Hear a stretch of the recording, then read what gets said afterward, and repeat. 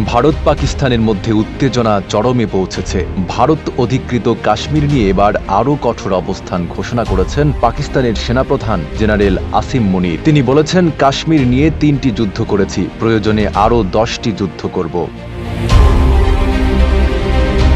Express ট্রিবিউনের এক প্রতিবেদনে জানানো হয়েছে, আজাদ কাশ্মীরের মুজাফফরবাদে এক সমাবেশে ভাষণ দেন পাক সেনাপ্রধান। সেখানে তিনি বলেন, কাশ্মীর আমাদের প্রাণের শিরা, এই শিরা কেটে গেলে পাকিস্তান বাঁচবে না। কাশ্মীর একদিন স্বাধীন হবেই এবং সেটি পাকিস্তানের অংশ হবে। পাকিস্তান কাশ্মীরের ভাইদের পাশে ছিল, আছে এবং থাকবে।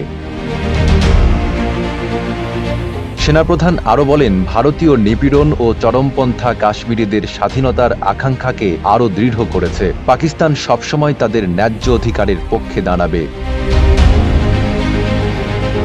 জেনারেল আসিম মুনির বলেন, ভারতের সঙ্গে 3টি যুদ্ধ করেছি, প্রয়োজনে আরও 10টি করব। ভারতকে জানিয়ে দিতে চাই, পাকিস্তান কারো কাছে মাথা নত করবে না। পাকিস্তানের সামরিক শক্তি ভারতের চেয়ে কোনো অংশে কম নয়। নিউ অন ফুডি 150 টাকা ডিসকাউন্ট টু ওয়েলকাম ইউ।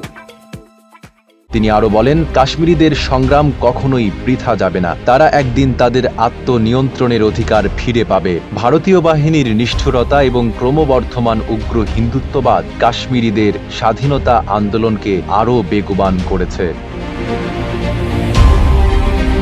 সেনাপ্রধান শুধু সামরিক বিষয় নয়, অর্থনীতি নিয়েও মন্তব্য করেন। তিনি দাবি করেন, পাকিস্তান উন্নতির পথে রয়েছে। যারা বলছে দেশটি দেউলিয়া হয়ে যাবে, তারা মিথ্যা বলছে। মাত্র 1 বছরেই আমরা এমন অর্থনৈতিক অগ্রগতি দেখিয়েছি যা বিশ্বব্যাংক ও IMF-কেও অবাক করেছে।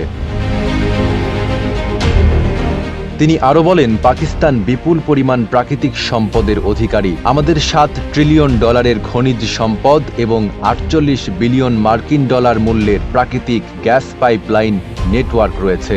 এত বিশাল সম্পদের অধিকারী কোনো দেশ দেউলিয়া হতে পারে না। পাকিস্তান শক্তিশালী ছিল, আছে এবং থাকবে। ভারত ও পাকিস্তানের মধ্যে কাশ্মীর নিয়ে দীর্ঘদিনের সংঘাত রয়েছে। 1947 সালে ব্রিটিশ শাসন থেকে স্বাধীনতা লাভের পরই কাশ্মীর ইস্যুতে 2 দেশের বিরোধ শুরু হয়। 1947 সালের অক্টোবরে পাকিস্তানি উপজাতীয় বাহিনীর আক্রমণের মুখে কাশ্মীরের তৎকালীন হিন্দু শাসক মহারাজা হরি সিং ভারতের সঙ্গে যোগদানের চুক্তি করেন। এরপর ভারত সেনা পাঠায় এবং শুরু হয় প্রথম ভারত পাকিস্তান যুদ্ধ। প্রায় 2 বছর ধরে চলা এই যুদ্ধের পর 1948 সালে জাতিসংঘের মধ্যস্থতায় যুদ্ধবিরতি কার্যকর হয়, কিন্তু পাকিস্তান সেনা প্রত্যাহার করতে অস্বীকৃতি জানায়। ফলে কাশ্মীর 2 ভাগে বিভক্ত হয়ে যায়। এরপরও কাশ্মীর ইস্যুতে 1965 ও 1999 সালে আরও 2টি যুদ্ধ হয়। বর্তমানে কাশ্মীরের একাংশ ভারত এবং অপর অংশ পাকিস্তানের নিয়ন্ত্রণে রয়েছে। জেনারেল আসিম মুনিরের সাম্প্রতিক বক্তব্যের পর দক্ষিণ এশিয়ায় নতুন করে সামরিক উত্তেজনা সৃষ্টি হতে পারে বলে মনে করছেন বিশ্লেষকরা।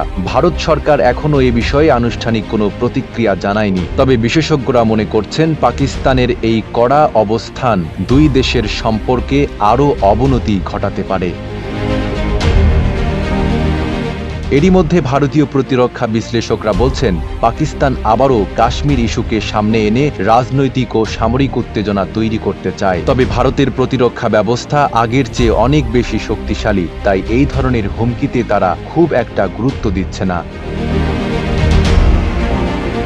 বিশ্লেষকরা মনে করছেন, ভারতের সঙ্গে সরাসরি সামরিক সংঘাতে জড়ালে পাকিস্তানের জন্য পরিস্থিতি আরও জটিল হয়ে উঠবে। তবে এই উত্তেজনার কারণে দক্ষিণ এশিয়ার নিরাপত্তা পরিস্থিতি আরও নাজুক হয়ে উঠতে পারে। বিশ্ব নেতারা এই অঞ্চলে শান্তি বজায় রাখার আহ্বান জানাতে পারেন বলে ধারণা করা হচ্ছে। এখন দেখার বিষয়, ভারতের প্রতিক্রিয়া কি হয় এবং আন্তর্জাতিক সম্প্রদায় কি ভূমিকা নেয়। নাইম আরাবি, ঢাকা পোস্ট।